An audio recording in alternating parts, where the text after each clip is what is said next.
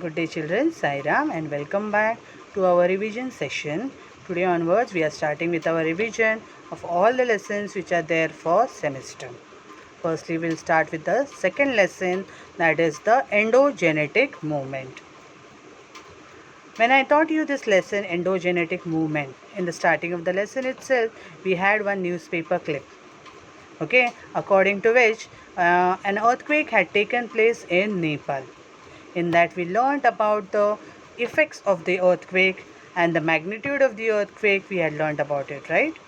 So like the earthquake, there are volcanoes, then there are floods, then famines. These are the various disasters which take place on the earth's surface. Now when we talk about these earthquakes and volcanoes, these are the disasters which are caused because of the movement inside the earth's crust. So what is endogenetic movement? The movement which take place inside the earth's crust, that is called as endogenetic movement. Okay, and because of the endogenetic movement only, earthquakes and volcanoes take place.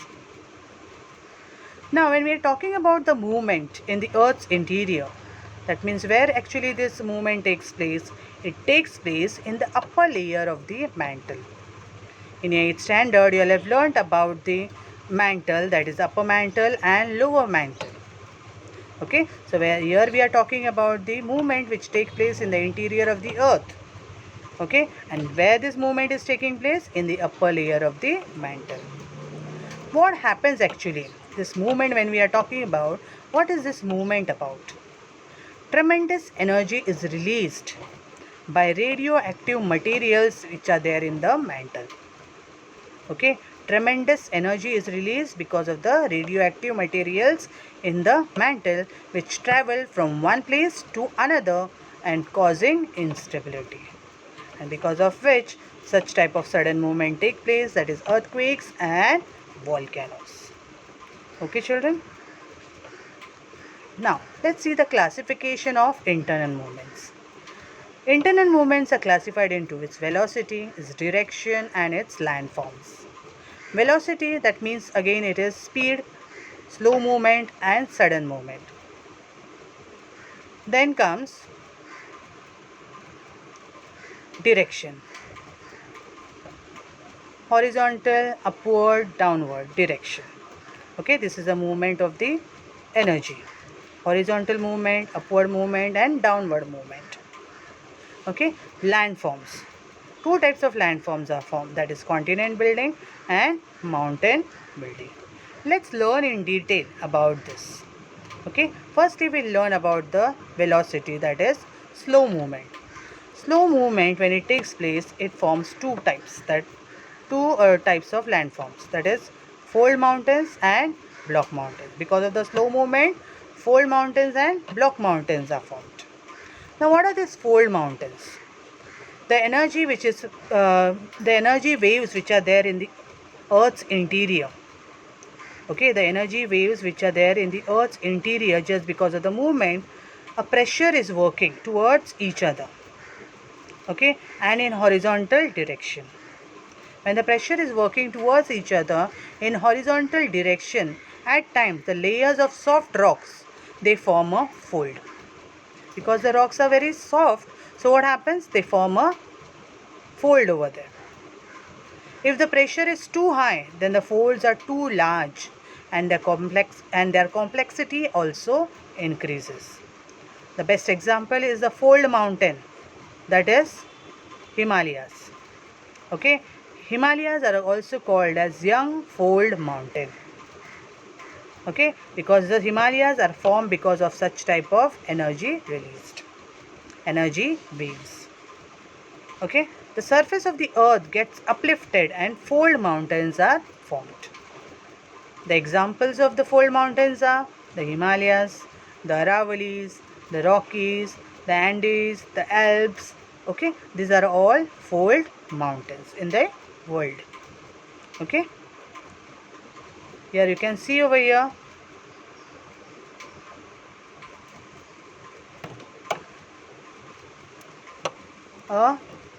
this is the land, and on this land the faults are created. Okay, a crack is developed and the faults are created, because of which the portion of the land comes up. Okay, this is the mainland and this is the part which has come up. It is looking as if a block has come up. Okay, such type of blocks which are coming up, they are called as block mountains. So let's learn in detail about this block mountains. Internally, horizontal waves moving away from each other. At times what happened, the horizontal waves which are there, they move away from each other, because of which a tension is created and the layer of rocks leads to fractures. And what are these fractures known as? They are faults. Just now I had showed you in the diagram. Okay, these are the faults. Okay, just because of the tension which is created, the rocks develop the fractures in it, and these are called as faults. Now this is away from each other, when the waves are moving away from each other. Now, as well as when the waves are coming towards each other, then also faults are developed. Okay, when the waves are coming towards each other, then also even in hard rocks, faults are made due to compression. The part of the earth's crust between two faults is lifted to look like a block. That is known as block mountain. Okay, just now I showed you in the diagram how between the two faults, the part which is there, that comes up and the other remain in the place, and while the only one certain part is coming up, that is called as block mountain. What is the characteristic of the block mountain? The block mountain, the hilltops are having no peaks. Okay, whenever we talk about a mountain, we imagine the mountain to be in this way. Okay, having a peak like this, triangular shape like this. Okay, but such type of block mountains, they don't have the peaks. They having flat land like this, as if they are a plateau. Okay, the hilltops are flat. In the early stage, they have no peaks. Okay, and the slopes, if you see, you can see this slope over here. The slopes are very much steep. Okay, an example of block mountain is the Black Forest Mountain, the Meghalaya Plateau. These are the examples of block mountain. You can see here the picture of the block mountain, that is Meghalaya Plateau. You can see over here, you can find as if it is only a plateau. Okay, it doesn't look like a mountain. Okay, but it is actually a block mountain, because it is a vast area which is coming up at a altitude. At a higher altitude, when the vast area is coming up, when a land part is coming up, that is the mountain. Okay, so here is the example of Meghalaya Plateau, that is block mountain.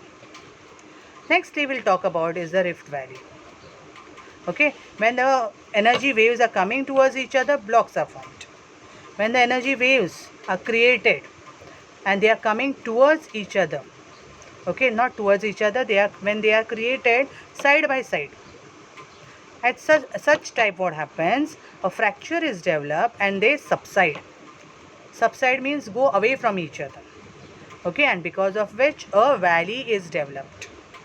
Such type of valley is called as a rift valley. What is the characteristic of the rift valley? The slopes of the rift valley is steep over here. The examples of rift valley is the rift valley of the Narmada river, the great rift valley of Africa, the Rhine river rift valley of Europe. These are the examples of rift valley which are formed due to this. When fractures develop side by side in the earth's crust, the land in between the two fractures subsides, called as rift valley. Okay. Our next thing is, you can see over here the rift valley example is given in the diagram.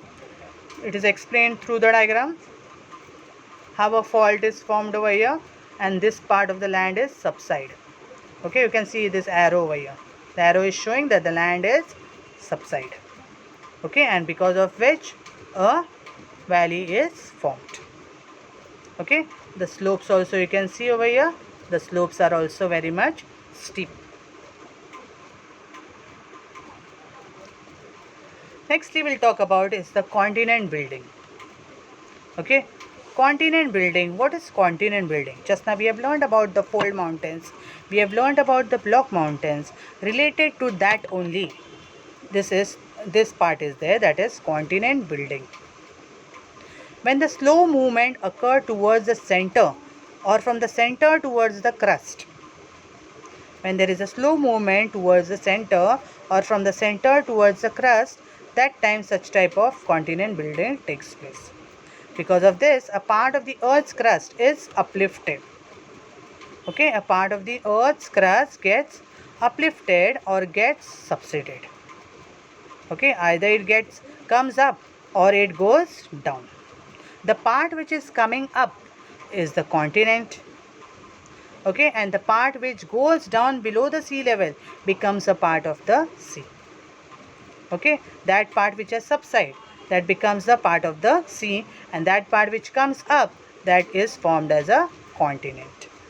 Okay, either a continent or a plateau. Okay, if it is vast enough, then it is a continent, and if it is a small, then it is plateau. Understood how a continent is built?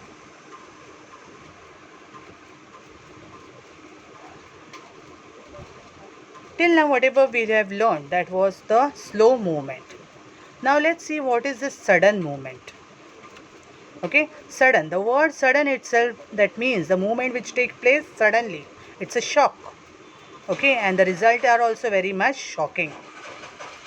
Earthquakes and volcanoes are the types of sudden movement. Okay, they don't warn you and come. Okay, they come suddenly. Okay, and cause a lot of destruction. What is this earthquake? Earth means ground and quake means trembling. So what is earthquake? Trembling of the ground. In the starting of the lesson, we have learned about the magnitude and the effects of the earthquake. Okay, that newspaper clip that was telling about the earthquake taken place in Nepal. In that we have seen what was the magnitude of the earthquake, what were the effects of the earthquake, we have seen in the starting of the lesson. So now here we are going to learn about the sudden movement, that is earthquakes and volcanoes, in detail. Okay, so that's all for today.